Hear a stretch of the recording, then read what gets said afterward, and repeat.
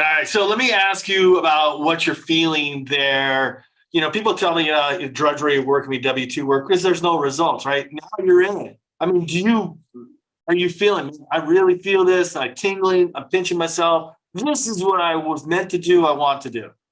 Yeah, like it's funny. I remember, so I think the answer is yes. I remember that first couple of months. So again, he hadn't spent a lot of money on this business in the last couple of years, right? So the warehouse and the office above the warehouse were pretty run down. In the first 6 months, we did a renovation of the whole thing and kind of upgraded the office and upgraded all the furniture and all that sort of stuff. But for the first few months, whilst he was still there before he went on his 3-month holiday, he was sitting at a big old oak,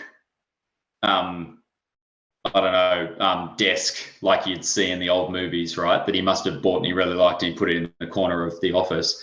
And I was sitting about 2 meters in that direction in the corner at a plywood student desk, having just bought the business. So it was a very big difference. Like a couple of months before, I was working on the 35th floor or something in an office building in the middle of Sydney, with a personal assistant and a team of 50 people and all that kind of stuff, wearing a suit and tie.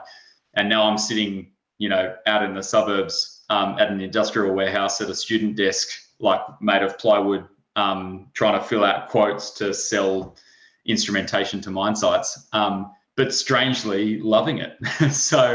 But I think the reason why I did love it is right back to that comment I made at the beginning around that autonomy and that accountability. I actually felt like when I would write that quote to that customer, right? I want to sell you this instrument for $15,000 and I am going to sell it to you. I'm going to win, right?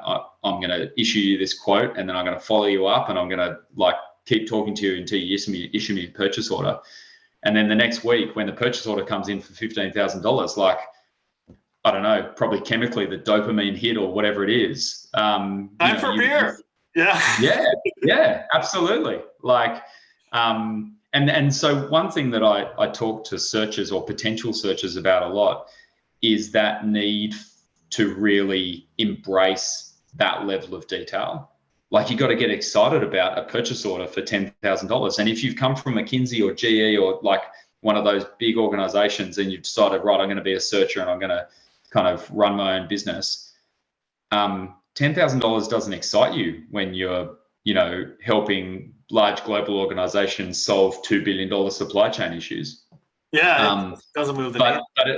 But it needs to excite you when you're running a small business, and that's going to be, it's a repetition of $10,000 purchase orders that's actually going to make you successful.